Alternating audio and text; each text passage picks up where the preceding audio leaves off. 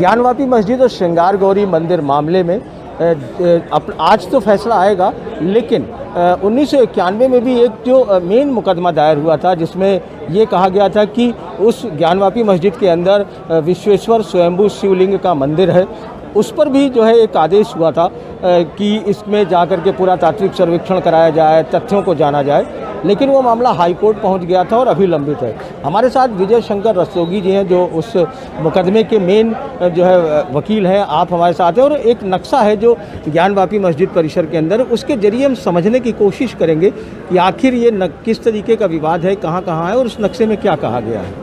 तो ये क्या मतलब विवाद है और आपके जो ये नक्शे हैं वो कब कब के हैं और क्या है? देखिए, वर्ष 1991 में इस पूरे ज्ञानवापी परिसर के लिए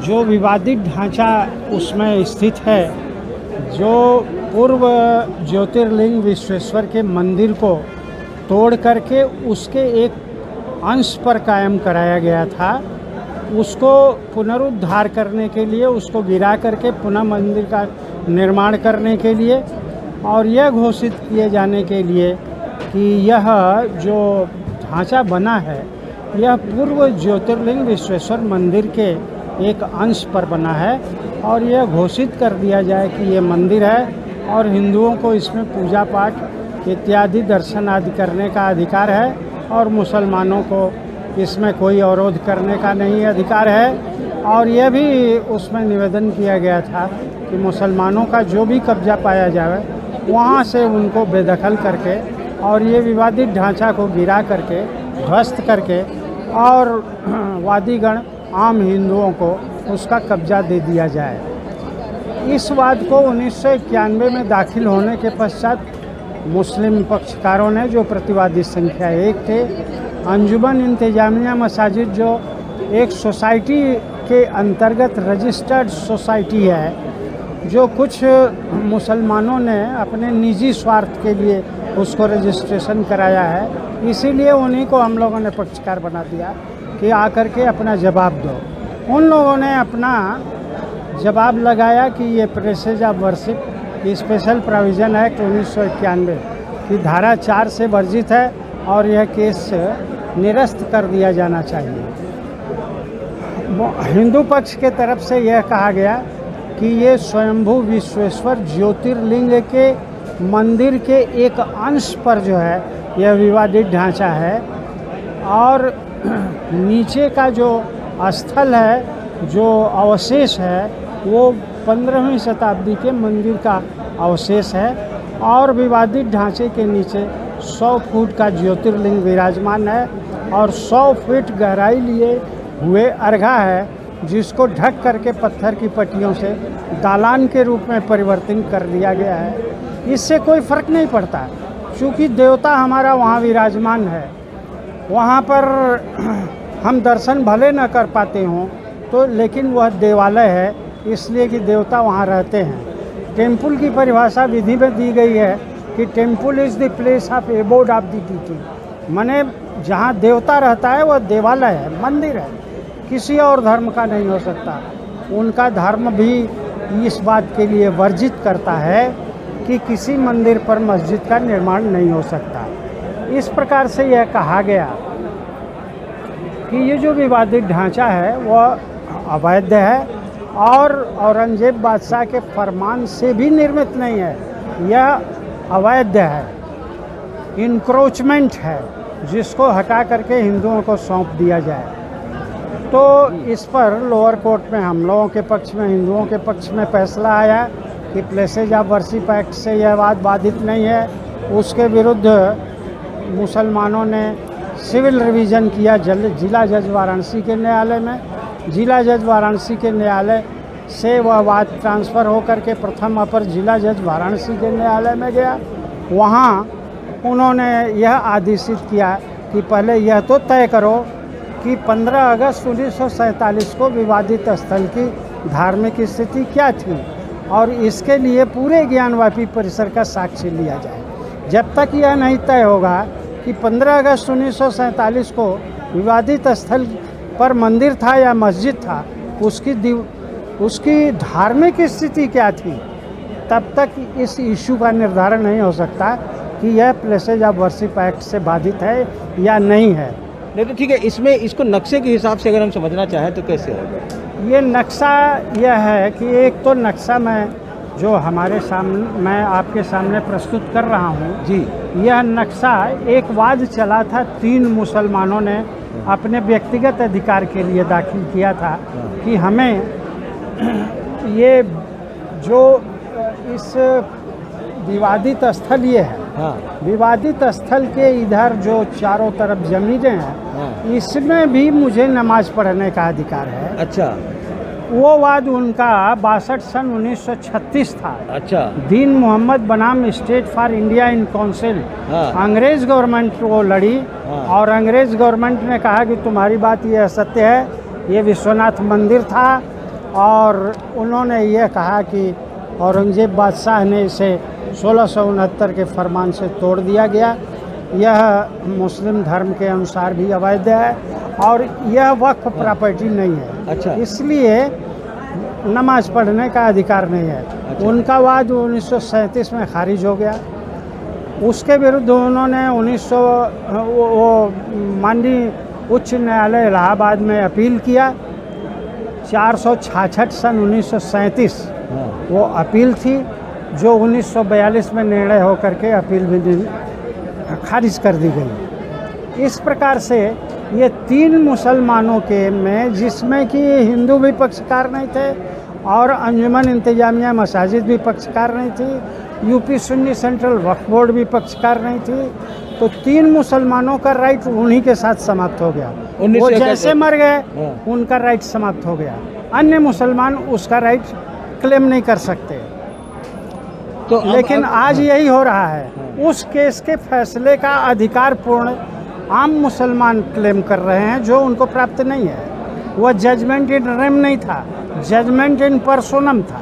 जजमेंट इन पर्सोनम पर्सनल होता है और उनके मृत्यु के पश्चात वो समाप्त हो जाता है। नहीं तो उसके बाद दूसरा एक ये नक्शा अंग्रेज गवर्नमेंट ने उस केस में फाइल किया था, वह यह नक्शा है। अच्छा, इसमें कहाँ क्या क्या है? इसमें ये दिखाया गया है कि ये रोड है, यहाँ से छत्ता द्वार से पहले घुसते थे, ये ऊपर ये शिव मंदिर का नौबत खाना है। अच्छा, जो दिखाया गया है ऊपर नौबत खाना है, अभी भी मौजूद था, लेकिन इसको वर्तमान सरकार ने ये विश्वनाथ कॉरिडोर बनाने में इसको तोड़ दिया।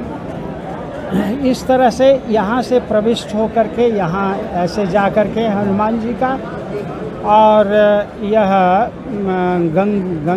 गंगेश्वर का ये मंदिर था, यहाँ इसके नीचे यहाँ पर दर्शन होता था।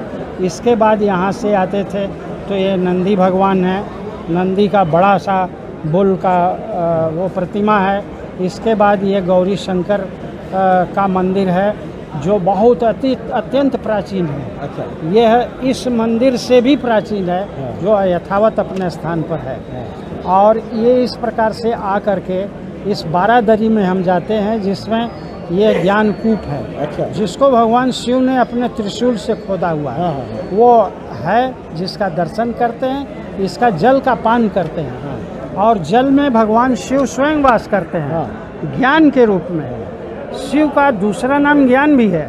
इस प्रकार से आस्था की दृष्टि से इसके चुल्लू का 3 चुल्लू जल का आसन करते हैं यात्रीगण। इसके बाद यहाँ पर व्यास गद्दी है, जहाँ से अंतर्गृह और पंचकोशी परिक्रमा का संकल्प लेकर के यहीं से यात्रा प्रारंभ की जाती है। काशी की पंचकोशी, यह सब यहीं से शुरू होता है, यहीं से संकल्प लेकर शुरू होता है और यहीं समाप्त होता है।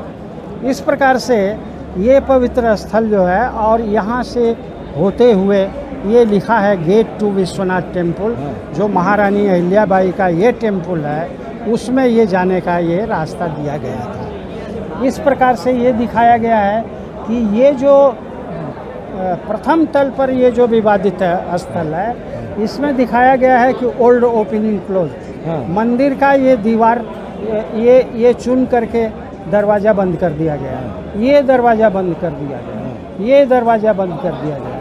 और यहाँ एक ग्रेव दिखाया गया है। इस ग्रेव को 62/36 के फैसले में कोर्ट ने फिक्टिशियस मान लिया कि ये गलत इंटेंशन से बनाया गया है, ये हो ही नहीं सकता कब्र, क्योंकि कब्र जो है वो जो कब्र के लिए कब्रिस्तान है वहाँ हो सकता है, मंदिर के स्थान पर कब्र हो ही नहीं सकते। तो इस प्रकार से इंटेंशनली ये हिंदुओं को चिढ़ाने के लिए ये ढांचा बना दिया गया, क्योंकि उस समय तलवार उनके हाथ में थी। अच्छा, तो इसमें जो नीचे ये जो आपने 1991 में सूट फाइल किया गया, उस सूट के साथ मेरे द्वारा फाइल ये नक्शा है। ये नक्शा लोअर कोर्ट में भी है और डिस्ट्रिक्ट कोर्ट में भी था और वर्तमान में माननीय उच्च न्यायालय में भी इसे दाखिल किया गया है। और ये मेरा हस्ताक्षर 15/10/91 का इस पर मौजूद है। यह न्यायालय का मुहर है डिस्ट्रिक्ट जज का। इस प्रकार से ये नक्शा है और इस नक्शे में भी ये दर्शाया गया है कि ये सड़क से, मेन सड़क से जो हम घुसते थे, ये ओल्ड नौबत खाना यहाँ लिखा हुआ है, ठीक है। इससे घुस करके छत्ता द्वार से हम घुसते थे, तो ये जो है ये इस प्रकार होते हुए ये दिखाया गया है कि ये बड़ा एक पीपल का पेड़ था जिसमें गंगेश्वर और गंगा देवी का मंदिर मौजूद था, मूर्ति मौजूद थी। यथावत इस समय इसको प्रतिस्थापित कर दिया गया है हटा करके कॉरिडोर में। इस तरह से इस प्रकार से आते थे तो ये गेट टू विश्वनाथ टेम्पल ये आता था और ये गंगेश्वर का मंदिर, नंदी का वेल उसी प्रकार दिखाया गया है, ज्ञानकूप, बारादरी दिखाई गई है और ये दिखाया गया है तहखाना ओन्ड बाई प्लेंटिफ नंबर 2। मैंने ये तहखाना इस विवादित ज़मीन के विवादित स्थल के नीचे है, ये तहखाना है जो हिंदुओं के कब्जे में है, ये दिखाया गया है। इसमें भी दिखाया गया है कि तहखाना ओन्ड बाई व्यास, इसमें भी अंग्रेज़ गवर्नमेंट ने दिखाया है। ये बहुत पुराने समय से हिंदुओं का कब्जा इसमें चला है। नीचे हमारा कब्जा, ऊपर मुसलमानों का ये प्लेटफार्म है। तो इस प्रकार से इस नक्शे में ये सारी चीज़ें दिखाई गई हैं। ये श्रृंगार गौरी का स्थान है जिसका प्रेजेंट डिस्प्यूट चल रहा है। अच्छा, ये श्रृंगार गौरी का ये स्थान है और यहाँ ये स्टेट गवर्नमेंट ने ज़बरदस्ती एक बैरिकेटिंग लोहे की खड़ी कर दी है, जबकि ये पीछे का भाग है जो मंदिर का एडमिटेड स्ट्रक्चर है, जो ध्वंस वाला है, ध्वंसावशेष है। इसको भी ये बैरिकेटिंग खड़ा करके प्रेजेंट गवर्नमेंट मुसलमानों का को दे देना चाहती है और हिंदुओं से को उसमें अंदर जाने से वर्जित कर रही है, जो सरासर अन्याय है। मैं स्टेट गवर्नमेंट से निवेदन करूंगा कि ये अपनी बैरिकेटिंग तुरंत हटाएं और हिंदुओं के अधिकार से अतिक्रमण करना बंद करें, अन्यथा हिंदू उद्वेलित होंगे तो ये राज्य सरकार की जिम्मेदारी होगी। तो ये इस नक्शे से जो ये नक्शा है, इससे साफ हो जाता है कि ये मतलब अंदर मंदिर था और ये सारी ये ढांचा जो दिखाया गया है, ये मंदिर की ओल्ड ओपनिंग क्लोज, ये दीवार जो थी इसमें मंदिर का गेट था, उसको गेट को पत्थर से चुनवा करके बंद कर दिया गया। ये गेट बंद कर दिया गया, तीसरा गेट ये बंद कर दिया गया। इस प्रकार से ये पश्चिमी जो दीवार है वो स्वयं मंदिर का है, आँखों से, नंगी आँखों से देखा जा सकता है आज भी। तो ये पीछे का हिस्सा जो है वो मुसलमान तो क्लेम भी नहीं करते, लेकिन ये गवर्नमेंट ये क्या चाहती है कि ये बैरिकेटिंग करके ये भी स्थल जो है मुसलमानों को देना चाहती है। ये क्या चाहती है इससे? मैं गवर्नमेंट से पूछना चाहता हूँ कि ये हिंदुओं के साथ कितना अन्याय करोगे? दूसरे दर्जे के हिंदू इसमें सिटीजन ऑफ इंडिया हैं जिनकी कोई आवाज़ नहीं सुनी जाएगी, और आवाज़ नहीं सुनी जाएगी तो आंदोलन तय। तो ये जो है साफ है कि देखिए जिस तरीके से ये आपने समझाया विजय शंकर रस्तोगी साहब ने वो मूल इनका बनाया हुआ एक तो नक्शा था और एक 1931 का ज्ञानवापी मस्जिद का पूरे परिसर का नक्शा है, जिसे 3 मुसलमानों ने मुकदमा दायर किया था। तो इन दोनों नक्शों से आप बाखूबी समझ सकते हैं कि उस मस्जिद के अंदर नीचे क्या है और कहाँ किन किन चीज़ों की क्या स्थिति है। वाराणसी से पुरुषोत्तम के साथ अजय सिंह, NDTV इंडिया।